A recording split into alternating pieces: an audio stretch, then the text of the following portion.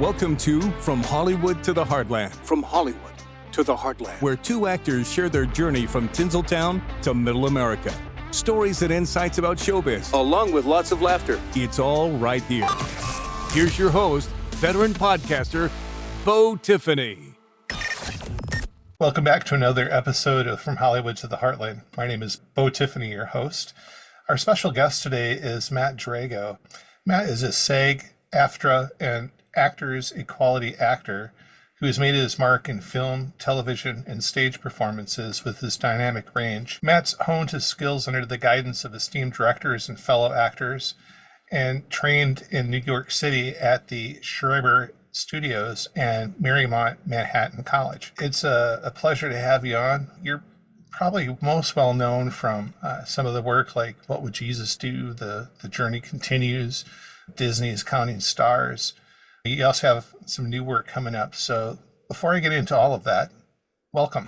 How are you? Oh, thank you. I'm so great. Thank you so much for having me. This is going to be a great conversation and really excited to have it with you.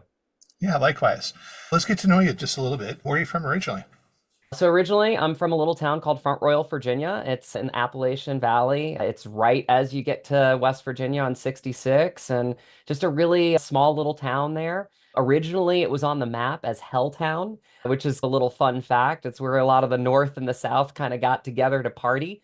So some really cool history there, you could say. Both of my mom and dad are originally from New York City, basically out of high school. I moved back home in a way, going to Marymount and getting into acting there, stage, and just auditioning and hitting the pavement. And it was just a really great thing because I felt like I was in a way moving back home, even though I wasn't really from New York City, just because I had so much extended family there. I ended up staying, actually, my roommate for college was my grandma. She's lived on the Upper West Side, 79th and Broadway, actually right across from the Apthorpe, which is where they shoot Only Murders in the Building, the Steve Martin short show. Sure. So yeah, I used to live right across the street from there. It was the greatest experience just to be with my grandma. I'm a grandma's boy at heart, and just auditioning when I could and learning with some great teachers. You had mentioned Terry Schreiber. He became like a grandfather to me. He's just such a sweet man. He really loves it out of you, which has always been my approach to acting,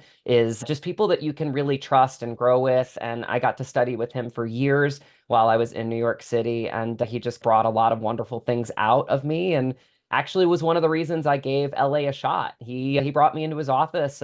Really great conversation that still resonates with me to this day is that he said, because I was really close to a couple Broadway gigs, he was like, maybe you should try LA, give LA a shot. And that's a pretty beautiful thing for someone that you're paying to be in their class, right? To basically say, I want what's best for you. And it's always great to try different venues. And I can see that you're into film, and I can see that you're into TV, and you have this theater background, and why not just try it? And my girlfriend at the time, now my lovely wife, Laura, we just packed up the car, literally packed up our two apartments, which were both on the Upper West Side on 79th Street and Broadway and 87th in Amsterdam, went down to Virginia, picked up the car from her dad, and packed it all up with as much stuff as we could, and literally drove out west. Made it a little, an adventure, stopped at like really cool museums and restaurants, and hit up Grand Canyon and Sedona along the way. And we got out here in January and it was 86 degrees, and we were like,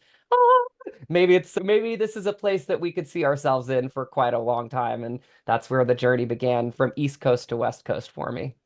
That's great. Let me ask you, what bit your acting bug, or what bit you with the acting bug? Yeah, that's a great question. I can't remember a time where I didn't have it. That's the honest truth. I think I grew up, just my creativity, my imagination ran wild. And yeah, as far as I can remember, it was all about telling stories. I think it's just the most fascinating art form. At least it really captured me, because I felt like I was able to experience different characters and a little bit more about myself, right? As a human, right? We're here for a limited amount of time, and I felt like it broadened my scope in how I was able to assess things and look at things from different perspectives. And I can't remember, like I said, a time that I didn't love acting. I can remember even as a kid, not needing a lot of toys, like just having my own imagination and a couple good friends growing up, whether it was like Tyler, Joey, Dwayne, and we just create little scenarios. And I felt like I was the ringleader of that because I just loved creating, and that's just what's manifested to me today. That's awesome. It typically is a journey. What was the door that kind of opened the crack for you to explore this venue of your life? Sure. That's an interesting question. That's a good one. I feel like I always found ways to do what I loved. It started at a community theater in Warrenton, Virginia, Fauquier Community Theater, a little place called The Loft. Did a lot of shows there. Branched out to Riverside Dinner Theater in Fredericksburg. That was my first paid gig. So you can imagine me as a kid making money while I was in high school. I got to wait tables. I couldn't serve the drinks yet, but I could make a little money on the side and get to perform the same night. Just had a lot of support there. I did a couple kid shows there. My first show there was Auntie Mame. I played Little Patrick. Then I played Mowgli in the Jungle Book and Hansel and Gretel, and a lot of singing as well, because I love to sing. Got the musical theater bug hit early for me as well. So I just found ways to do it. And in Virginia, there really wasn't a lot of film, which has actually changed. There are more and more films going to Richmond, Virginia, and that's really exciting. It's part of actually another question that I'm sure we'll talk about is bringing my next step is to bring a film to Virginia. It's like full circle for me and my wife because we're originally from there. But it really just manifested in that way where theater, regional theater, and then the next step was going to college. And I was lucky enough to get pretty much almost a full ride to Marymount Manhattan College. Worked with some incredible teachers there. Kevin Connell, just a beautiful person, a friend, just some really great acting teachers that just helped me and guided me along in my journey as an actor and really brought me to where I am today because it really is a team sport. I learned that more and more in life, not just with acting, but really as far as acting goes, in my world, you want to find people that really can for me, love it out of you. You hear acting teachers sometimes have the break you down approach. I've always been the Terry Schreiber, the Larry Moss, the lover of actors. Those are the types of people for me that I gravitate towards because you can just see it in their eyes. They Right. love the craft of acting. And for me, it just motivates me to bring my best self to whatever role that I'm doing. So that's basically how I just caught the bug, kept finding ways to do it, made it to New York and then out to LA. I love it because some of what you said aligns with some of the casts that we've had. It's that diversification, getting yourself into every opportunity and learning the craft as you're going and filling any roles that you could possibly get into as it helps you grow and also diversify.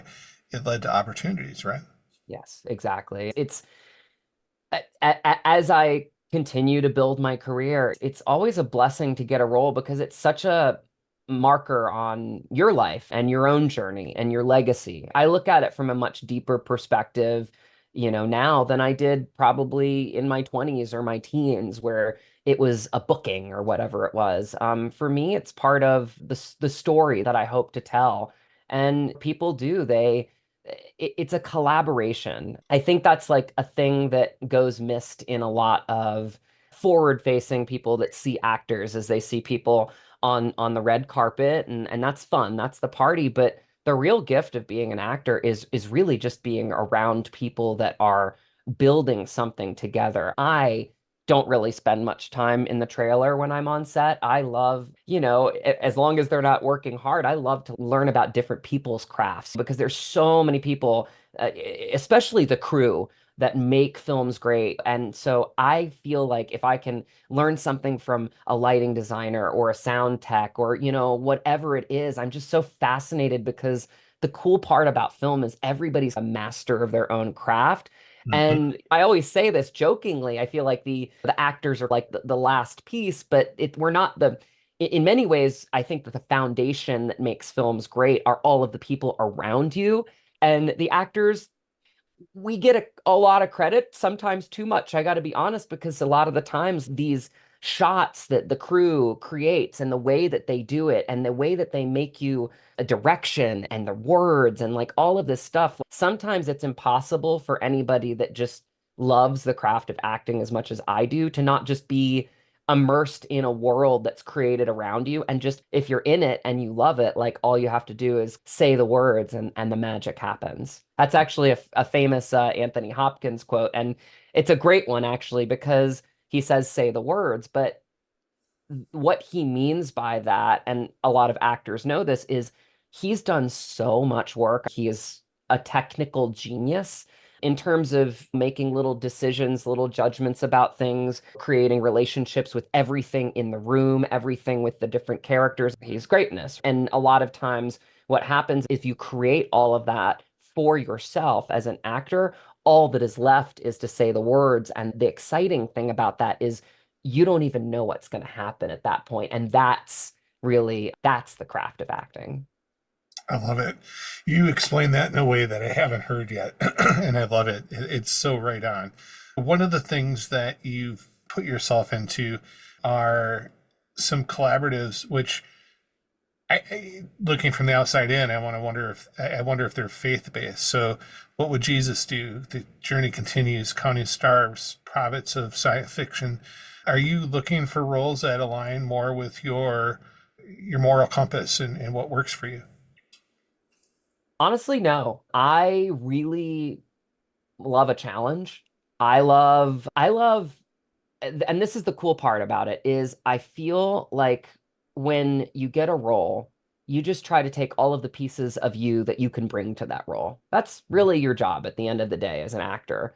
So for me to limit myself to say, I only want to do this role, I only want to do this role, I only want to do this role, precludes me from getting to maybe something that would teach me a little bit more about myself or would be a challenge. And I love a challenge. For me, it's if they see me in the role, if I get the audition, which is the invitation really to bring yourself to something. And that's all you can do at the end of the day is bringing yourself to the role, then you've done your job. And if they see that you are right for the role, a lot of times what ends up happening, and this is crazy, but it's true, is you realize more and more as you start to dive deeper and deeper into the role why maybe it was meant for you in the first place. Because I always say the roles that are meant for you will find a way to you. I try to give that to myself. And conversely, the roles that aren't meant for you won't come your way. But it's all kind of part of the journey. But it's a really fascinating thing when a director or writer sees you in the role. And that kind of brings me to my next point with this film that I have coming out somewhere in Montana. As I was shooting it, I just had this kind of revelation that I was more this character than I could have ever imagined before. And once you really just let yourself go and just let that wash over you, that's true love of film. That's true love of acting. And when you have people around you that support that, it's just, there's nothing greater than it, honestly. It's the best thing in the world. It's where the magic happens too, right? Amen. Yep. Yeah. Yeah. So you mentioned your latest work somewhere in Montana, set to be released in 2025, right? January 10th, 2025, hoping to get into theaters right around that date. Yeah. And you are co-starring alongside Graham McTavish. This is a powerful narrative about life, relationships, and the heart of the American landscape. Can you give us a little bit better insight on what this is going to be about? The story of the times and, being on podcasts. Again, thank you for inviting me because this is where I feel like this film needs to live is, having conversations like we're having right now because we are an indie. And the way that indies survive in this world where you've got big budget films and who's going to pay their $20 to go see Somewhere in Montana as opposed to the next big film, right? Big budget film. Or so for us, it's about really leaning in on this really powerful story that Brandon Smith created. And the story really goes to where we're at. And honestly, it couldn't be a better time really to be talking about it as we enter an election, as we feel the pressure of that. This story is about a West Coast director, me, and a Montana rancher. And we do find in this society that we tend to cancel each other as quickly as possible based on a very little understanding of the person that we're even talking to. Yeah. And Graham, and I'm so grateful for Graham because he is a pro's pro. He really was part of that collaboration with me. We have a 10-page scene in the film, and it's a conversation piece. We go deep. We go deep into society and why we don't get along. And I think there's a real powerful narrative to that scene. That scene to me is the crux of the film because it we have that conversation, but to have a great actor alongside me that off camera wanted to make it feel as real as possible and not really get into the Hollywood things that we seem to have. Like, it's okay to disagree on things, but if we can find those little things that we respect about each other, a lot of the things that we tend to, feel negatively about each other kind of melts away. And so I feel like that is the crux of the story. I don't want to give too much away, but it's the idea of it is that I'm going to shoot a legacy film, my character Fabian Verdugo, and I can't find a location that works for me. And the film is basically on a shoestring budget. We're trying to pull things together. My producer, played by the incredible Michelle Hurd, just a brilliant actress and an incredible friend. She's like a sister to me in the film, a sister to me in real life. She's extraordinary. We're trying to figure out a way to make this film happen. And it's because she believes in me. And we find this location, and it happens to be John's ranch, Graham. And we try to broker a deal. And in LA, it's I'm giving you money and you give me the ranch. But that's not good enough for John, and it shouldn't be. Because the reality is this ranch is his legacy. And yes, he's hard up for money. There's that issue, so he needs the money, but he cares about what his legacy is. And I think we forget that everybody has a unique legacy Yeah. in this world as we are alive, right? Yeah. And it's actually paying homage to that. And I think I realized that in totality as I was filming it. It was the most extraordinary experience because I would be filming this and be in the town that it was about and realizing how much everybody was kind of part of this legacy. The whole town gave us this mystical energy to tell this story because it was about them. And when have you ever heard a story about Polson, Montana? Now you've got one. And I think that's a really powerful thing to hopefully attract people. Because I always say that this film is about those 2-minute conversations to hook two or three friends to tell their friends to tell their friends. And it all starts with conversations like this. I can't be more proud of this film because I think it's what I've always dreamed of doing as an actor is telling stories that matter, that make you walk out of that movie theater and be like, yeah, I need to be a little bit better if I don't disagree with that one person about that. Like maybe I can be a little bit more open to them as a person. And I hope people walk out of there just being like, let me give a little grace to people. Let's, in this very tenuous time in our country's history and in the world's history, frankly, let's try to lead with grace because I always say it, but I think respect is the highest form of love. And that is what this movie is all about. I love it. Yeah, we need that in this day and age, and it's the ripples in the water. And that's one of the things that I coin a lot, what I do with my own podcast and my own endeavors, the ripples in the water. Let's talk about some of the work that you do outside of your profession. You're involved in some charity work, which I also think aligns with who you are as a person. And why don't you tell us a little bit about that so we can support that as well? Yeah, I've done a lot of local charity work. I live in Santa Clarita, California. It's a wonderful community up here. I've done everything from on Christmas Day, giving out hot meals to less fortunate people. I love that day. Like I said, I grew up with my grandma, and she was basically raised by nuns.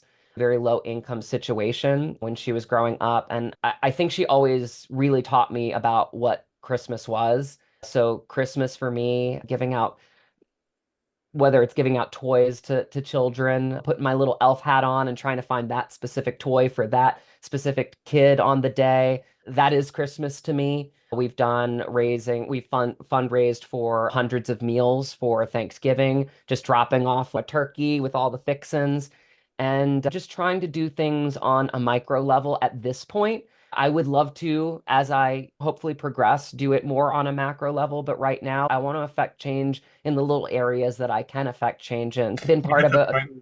You go hit ahead. the point I was trying to make is it's the micro levels. Like some people think they have to do things on such a grandiose scale, and it's more for publicity. It's more for the TV camera. And people that do it because of the right reasons, my opinion, do it for out recognition, and it's on the micro level, and it makes it also more personable. And even though people don't often get spotlight on them, and I know I hate accolades for it, it's a good example to share to others listening. It's the little things. It's the waves in the water that make us better as a society. You mentioned something earlier in our podcast, which is when you talk to people like the average person, we all pretty much had the same thoughts and opinions, maybe a little bit different in the backgrounds or cultures and things like that. But it's really the political discord that creates a lot of the animosity that I see. And it's also a lot of the stuff that we're fed in our TV and our news. When you take a look at communities per se, usually we're rallying around each other, we're supporting each other. I think the industry is a really great example. We brought together how this is a teamwork. Any successful film is not just because of the efforts of one person or the director. It's the team of experts that you had in the creation of that project that made it what it was. And sometimes, whether it's the lighting or a particular angle or whatever, what they end up using with the footage that you created is so far beyond what you would have imagined. It's just testament to their skill and why they are who they are within the industry. That's right. Going forward, 2025, we have some things brewing. What else is going on for Matt? What's going on right now is my Mac is telling me that I need to plug it in. So can we do it time out? Let me find my Yes. charger really quick and plug in Good. my Mac so it doesn't die on you. No worries. Go I'll be ahead. right back. I'll be right Sounds back. good. Okay. Guys, I hope you are having a good time. If you have any questions, please feel free to leave them in the comment section. Be more than happy to ask any questions. Just getting a battery charger so that he can stay connected. Matt's a really great guest for us today. We were talking about this movie that he has coming out January 2025. Really a different take on things in general. It's something I think that most of us will probably appreciate. So I'm looking forward to seeing that. Hope everybody's doing well. I can definitely feel fall in the air. Plug this in. There you go. I love it when my Mac's telling, oh, that wouldn't have been good. All right. We have power. Yay. All right. Last live stream, I had to do an update. My audio through Universal Audio, it was just doubling, and it didn't matter what I did. So I had to do an update, which took care of it. But yeah, technology is friend and foe. Depends. Amen to that. Yeah, I really appreciate you bringing up the charity work because I don't really broadcast it. I just do it. It's not about me. It's about who I'm helping at the end of the day. But thank you for bringing that up. I appreciate that because I do like to help people on a micro level. I like to feel like I'm getting the rewards by seeing those little kids' faces or serving them some food, or I like that part of it. Mhm. And yes, there has to be a part of it where you do advertise it to a certain extent. I hope I hope that people are doing it for the right reasons, right? You advertise it to hope to do it again, right? That's really the reality of it, or should be the reality of it. But Right. yes, people do it in a way that's disingenuous, and then they're not really doing it for the right reasons. Thank you The for reason, looking that up. Yeah. yeah. The reason that I brought it up is in my community, small town called Sheboygan in Wisconsin. Oh, nice. We have a group called the Pay It Forward group. So people can't ask for money, but people donate their time or they donate various things to help other people in the community. It's one of those things that was started by someone just like yourselves doing individual good, people started recognizing, asking how they could help. And so he created a Facebook page, and now there's 7,000, 8,000 people that help. And he doesn't even necessarily lead it per se. Don't get me wrong, he does, but all these other people step in and do a lot of the work and communicate and facilitate all of that. So it's just, I think each community can borrow from that, and especially when people like to give. So our podcast is usually about an hour. We have about 25 minutes left. We can talk about anything. I pretty much hit your beginnings, the middle, the future. Tell me a little bit about you. What do you like to do? I really do. Anytime I can be creative, anytime I can talk about being creative, like with you right now, is a joy for me. My other side of my life is that I'm a realtor in Los Angeles. You could say it's a tricky market, right? You could say that. I work with eXp Realty at the Nate Butcher Group in Santa Clarita, and I work all over LA. I've taken listings. People don't know this, but LA is one of the biggest counties. It's the biggest county in the country. And so you can have a listing in Little Rock, which I did, and one in Torrance at the same time. They can be 4 or 5 hours apart from each other. So it's a crazy county, just everything from beach to mountain to out in the middle of the desert, you name it, we've got it. And it's a very complex industry, but I'm really grateful to just be doing it in a team environment right now because it gives me a real foundation. It gives me a lot of value for my clients. And for me, it's about funding the dream. My next step is producing my first film with my wife. She's a writer. We have a production company called Dragon Hunter Productions. Hmm. Her name, maiden name was Hunter. And so Drago and Hunter, Dragon Hunter Productions made sense.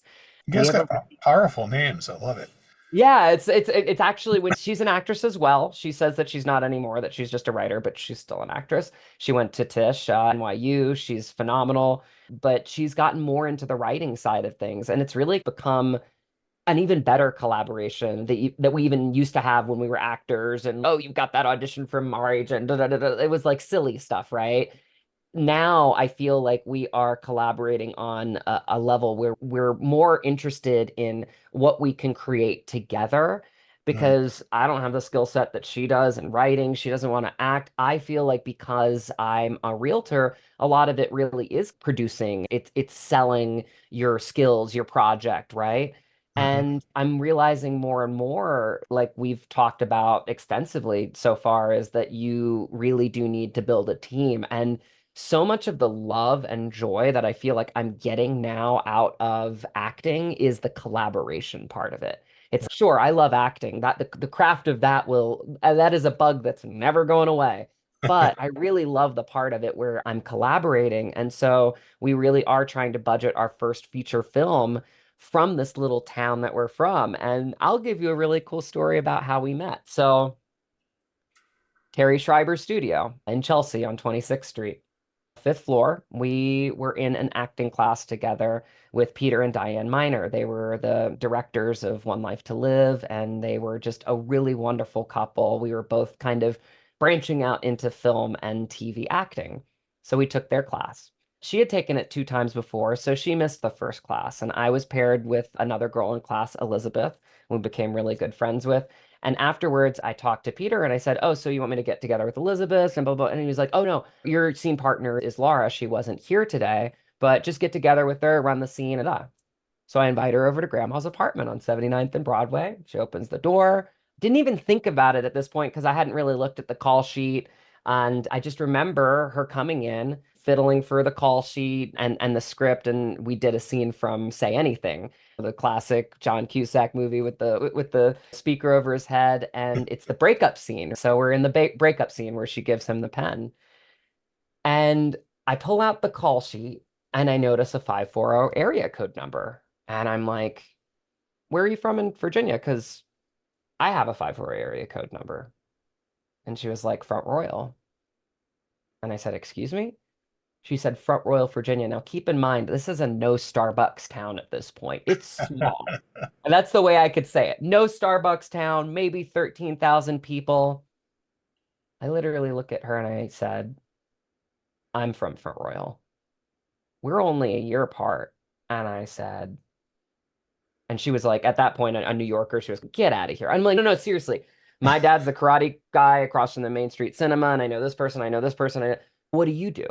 And she was like, my family owns the Apple House, which is like a small country store right off the interstate that only somebody in that area would know. And I said, look at my dresser. There were three things on my dresser on 79th Street and Broadway that had the Apple House label on them. And so, in typical Matt Drago fashion, I said, we've already gotten the breakup out of the way. Are you ready to go out on a date? And that's how we met. That's how we met. That is, that's pimping. Yeah, right? That's destiny. I half expected a grandma to have set it up. What a great story. And the world is a small place. For as large as it is, it truly is small. It I've been on is. vacation across the world and bumped into people I went to high school with. It was like, whoa. Crazy, right? My dad always jokes because it's like you could literally hit a good drive from my dad's house to her mom's house. That's how close we were living all those years. And we Wow. still look for pictures where maybe one of us is in the background of some, because there's only a few restaurants you could go to, but she happened to go to the high school one town over, and I went to the high school one town over. So we were in different orbits of people. Hmm. And ironically, even when we went to New York City, she almost went to Marymount. I almost went to NYU, and we both went to the opposite. So it just, we kept missing each other. And then we're in this 12-person acting class. And of those 12 people, we're paired together, and we find out we're literally 3 blocks away from each other in a small Virginia town. And that is the town that she wrote this story about, Christmas in Helltown. Helton. We called it Helton, but it's from Royal Virginia was originally called Helltown, so Helton. And it's just this beautiful story. Again, I think I caught the bug by being this character in Somewhere in Montana, where now I want to tell my legacy pieces. And luckily, I have an incredibly talented wife who is writing these beautiful scripts. We've got a couple podcasts out already. And it's just the natural progression for us to dive deep in our first film. We've been taking Sundance producing classes together, and it's just all part of this need to create and need to tell human stories, right? Because we're up against a lot with technology right now, and we really want to make our motto or our, what we want out of our production companies. We want to give voice to the communities in this country that feel like they don't have a voice. We've seen a lot of New York movies, we've seen a lot of LA movies, Chicago, right? Nothing wrong with that, but we want to really try to find little stories that are specific to those communities and give them a voice, because that's really what's happening with our society in general is people don't feel heard anymore, right? There's so much noise. So, Absolutely. so that's, The I think, noise is overpowering and people that try to escape it. That's a normal thing that you hear. Oh, I just need to escape the noise and the chaos. And having one of the things about the Heartland, especially, we don't have that as much. Coming from a small town, Sheboygan, I can drive 5 minutes and I'm in the country. I'm enjoying the trees and cornfields, or unfortunately the smell of cow manure. It depends. But sure. where, you know, places like Milwaukee or Chicago or larger cities, you're stuck in a cement jungle and it's Yeah. difficult. So yeah, I can appreciate that 100%. I will say, even with this film, I feel like that's a big part of it too, is the reality that, like, I think about it all the time because I'm from a little town in Virginia. So I have that backstory. But my whole adult life, I've lived in two of the biggest cities in the world, New York City and LA. And it's so complex and it becomes part of your everyday thing, but you feel in some ways that not that you lose a part of yourself, but you get wired in a different way. Hmm. And that was one of the most extraordinary things about shooting this film in Montana was every day, like, and I can't remember a time that I've done this in my adult life. I would get up, I'd get my coffee, and I just look at Flathead Lake for an hour and just reflect. And I just felt like at peace, Yeah. and I felt whole, and I felt like back to basics, and almost like everything was melting away, because there are great things about living in New York City. There are great things about living in LA, but it's complicated. Make no mistake about that. It's a more complicated life. And I think that's what's really cool about the opportunity I had with Somewhere in Montana is I got to tell a story that kind of brought me back. Yeah. One of the things that we focus on from Hollywood to the Heartland is you don't have to be in LA. You went to LA pursuing that dream, but since the pandemic, there's been a push to get out of LA. And so other places have taken up anything from Tulsa to Tucson, New York, I think around Alabama. I want to say Alabama, is that right? Atlanta, Yeah. someplace. So there's several areas that have started to expand. People, once they get out of LA and they realize that you can buy a really nice house for $200,000 versus 2 million, Mhm. that's an eye opener. Yeah. With all that said, having just filmed this Montana movie, have you had any discussions about decompressing, maybe getting out of the city, maybe exploring that lifestyle, but still being able to stay in the industry? Is that an appealing thing to you? I just want to tell your listeners that we've never talked before, but you just told me something that, yes, has been a big topic for my wife and I recently. Damn, I feel like we already know each other. It, we have had that conversation. There is still a hub to this industry that I believe exists in LA. And California life is great in many ways. Absolutely. But I do think that more and more what we're seeing in this industry is films are going to go where they can go and thrive and happen.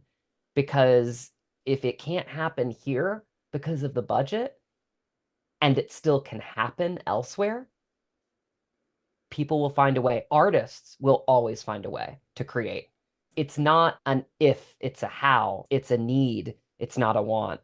Yep. And I think that when you have people like Laura and I that now have always been, but now creating and more so collaborating and creating our team of people and bringing people into our orbit. Yeah, it's a very easy conversation to have, especially when now as a realtor too. Yes, I know how much my place is worth here and I know what I could do with that money, right? Mm. We haven't quite made that leap yet, but it's definitely a conversation. I think we are wanting to see what happens with my film. We are lucky enough to where she is winning awards for her scripts now. She just won Austin Film Festival's best podcast script last year. Oh, She excellent. she's now Congratulations. up to 5 scripts. She's writing like crazy. There are actors and actresses that are specifically reaching out to her to write for them. So It's getting it's exciting. it's so exciting. There's so much going on that we almost don't have time to go there. But yeah, Bo, we've had that conversation. And I think it's a great conversation to have because I think when you have someone in your life like I do, and I'm so grateful for not only the relationship, but the collaboration that we naturally have with each other in art. It's something so wonderful that we can have those conversations and it becomes like okay, how do we make it work? And it can change within the week, the month, the year, but we try to give ourselves little, okay, what happens if this happens? What happens if this happens? I do know the one thing that we are specifically wanting to do is bring more film to Virginia. I think Mm. Virginia is a wonderful state to create films. And one thing that Sundance will tell you is built-ins are people that are willing to donate. Their time is so valuable, right? We're all so busy we can't even handle it sometimes. Yep. But donating a meal, donating lumber for a set, donating your time just to walk through a shot to show, when you have relationships, because a big thing about somewhere in Montana is the same thing that I feel in my heart. It's people that matter in life, not things, people. And people are the things that make film happen, right? You need people. And I do think that the people that I have these backstories with are in Virginia. Those are the people that would sacrifice, that would donate, that would really support my dream because what I love about film is I don't look at it like a film is for me. I feel like it's for everybody. Yeah. Everybody. It's a collaborative art. And I get giddy sometimes even looking at the credits of Somewhere in Montana because I know every single person, every single crew member. Those are people that I've hung out with for the last 6 weeks. And that film wouldn't have been the same film if any one of those people weren't involved in it. I mean that. And so getting to now think about my next step with Laura and producing our first film is creating that team. And there's so much joy in that, but sometimes you got to go back home to make the dream keep going. I hear you. The thing that makes it special for you is that you have a partner. Yes. She shares that same vision, but comes to the table with a different set of skills, but complements the skill sets that you have. The art that you can create from that, in my opinion, is going to be mind blowing. I think that this is where you should be. You are where you need to be, and you're with the person that you're meant to be with. And how lucky are you? Yeah, I'm incredibly lucky. I know that. And you're right, speaking to the collaboration of it, it's cool. I love being the first person that gets to read her scripts. And I love the way that she wants me to read them. She wants me to read them as an actor. Does this make sense? Is there really motivation there? Does that relationship make sense? Do you think we could do this and this? And it's very cool to collaborate with somebody that you love. Hmm. It really is. It's extraordinary because we both really want the same thing. And it's getting to those difficult decisions of how to make the film happen. And I just feel like I've gotten to the point in my life and my career where, listen, if the film needed to cut out a scene and I was in it, I would do it for the grade of the film.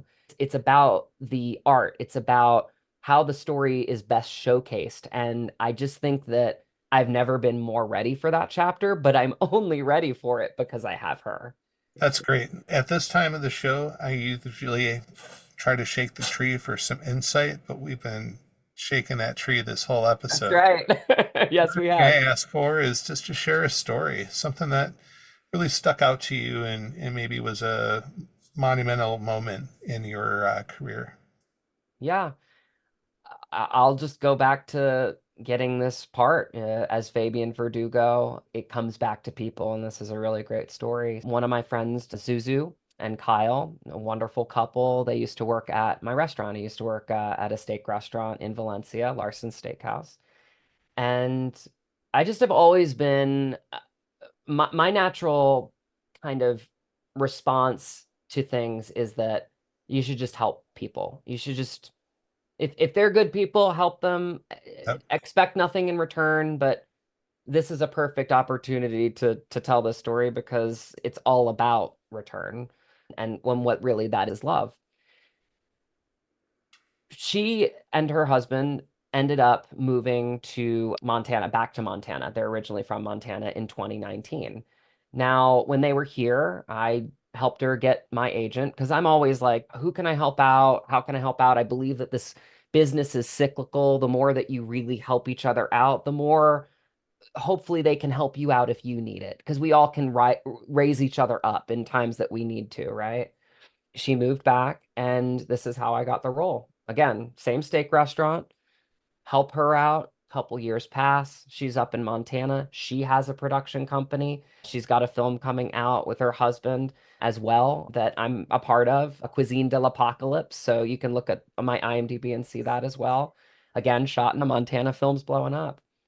She calls me up a couple years ago and she says, Matt, I have a friend that wrote a script. Again, Brandon Smith. And every time I read the lead character, I see your face. And I was like, wow. As a friend, like that resonated with me. I Yeah. still get goosebumps telling this story because of how meaningful that moment was in my life. Because if Mhm. she hadn't made that call, I don't audition for that part. Yeah. So instantly I said, thank you. Can I put myself on tape for it? What's the process? Blah, blah, blah, blah. And she said, yeah, let me put you in touch with the producer and Eden Bryant and the casting director, Jared Brocksterman, my friend. And so I put myself on tape. I went down with a couple buddies and did the scene.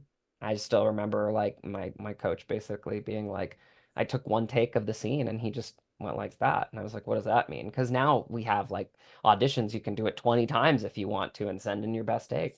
So I wouldn't change a thing. That was your natural response and you really owned it to this role. That was what Matt is going to do with this role. And again, he told me to forget the name Fabian Verdugo and just be Matt. And that's the most wonderful thing that you can hear as an actor is like you're bringing yourself to the role and you accomplished that. Yeah. So I put myself in the hat, didn't hear back for a few weeks, right? As it happens, it takes time, right, to go through all these tapes and stuff like that. And happened to be in Virginia at my mom's house when I hear that I've got a call back and I need to be on Zoom, just like I am right now with you. So I'm like, Mom, go in the other room and close the door. Blah, blah, blah. Got this important audition. Okay, Mom. Yes, Blah, you blah, blah. hold on. Right, exactly, right. And be quiet, Yeah, right? yeah, yeah. So casting director, producer, Brandon, Eden, and Jared are all there. And I do the scene and I talk about the character, talk about the story. Because at that point, I'd already read through the script like probably a half dozen times. I just really ate it up. I loved the story. I was just like, I wanted to see the movie whether I was in it or not. Honestly, that's how much I loved the script. I loved the movie. I loved the characters. I just really fell in love with it. You read things as an actor, and this one was like I literally started crying reading certain scenes, and that one that I told you about with Graham and I, that 10-page scene, just very beautifully written. And again, had a good conversation with them about that. I think we ran the scene once. Again, sometimes it's really just about the conversations that you have and the vibe that you give off and the love for the project that you have.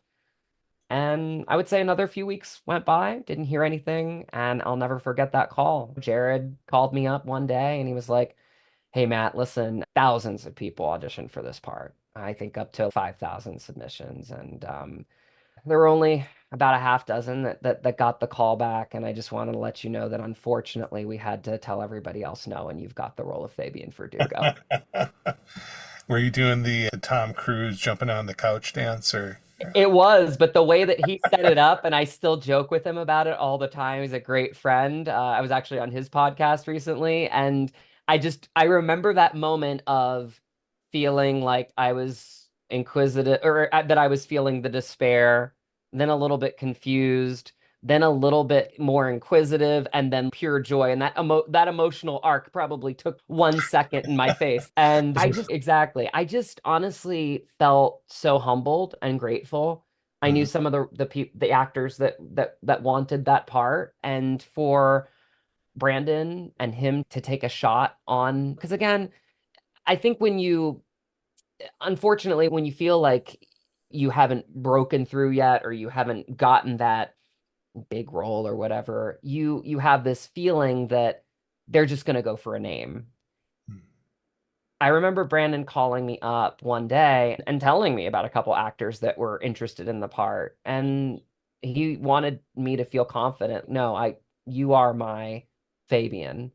And the night that I wrapped on that film, it was the hardest thing to do, to know that I was never going to do any of those scenes ever again, to know that I had given my all to the project. Because again, that's basically where your job as an actor ends, right?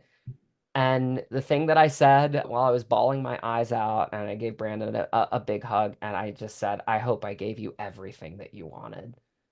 Because again, that's that director actor like magic, is I just hope I did. And he gave me a big hug and he said, "Absolutely, you did everything that I could have ever expected you to do." Wow. And that's the gig. That's acting. If you can do that, then you can walk away from every role being like, no matter what the cut is, no matter what the response is, again, this is an important film. I want people to see it because I believe in the film. But I know that I don't have control. I did my part in it.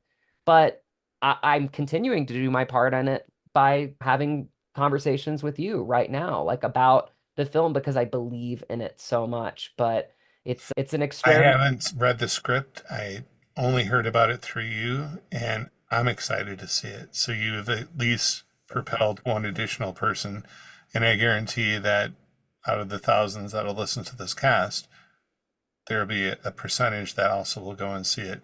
The way that you describe this film, the way that you describe yourself, your background, it's a pleasure to have had you on today. It's very humbling to see another actor that's humbling. Some people have diva complex or they're just difficult to work with. And I'm not going to point fingers, but it exists. And so when you have someone that's humble, grateful for the opportunity, grateful to work with someone, and just wants to make they're part of this collaboration as good as possible. That's what creates the things that become American treasures. And so for that, Matt, thank you. This has been amazing. Thank you, Beau. I really appreciate it. This film, honestly, is a love story to Montana. It's a love story to film. But I think you just hit the nail on the head, is that I had this weird feeling as I was driving down that hillside, looking at that beautiful Flathead Lake in Polson, Montana, that we were somehow, some way going to become a family. And you hear actors say that all the time. I hand to God, we really did. This story is bigger than all of us, and we told it together, and every single person, cast, crew, everybody was such a big part of it. And that's what I said when I wrapped that night. I just thanked them because all the energy that they gave me, all I had to do was take it in and repurpose it right back for the film. So thank you, Beau. I really appreciate this conversation. It's meant a lot to me too. Hey, this has been great. To our audience, please, in January 2025, we are going to be looking for Somewhere in Montana, again with Matt Drago, love that name, and Graham McTavish. This is a movie that's worth your time. So make sure you support their work. And Matt, thank you so much. It's been a pleasure. If you don't mind, maybe in a year or two, I'll follow up with you and have you on again. This has been a great episode for me. Would love that, Beau. Thank you for having me on. I really appreciate it. My pleasure. You have yourself a great day. Until then, You take too. care. All right, Sounds bye-bye. good.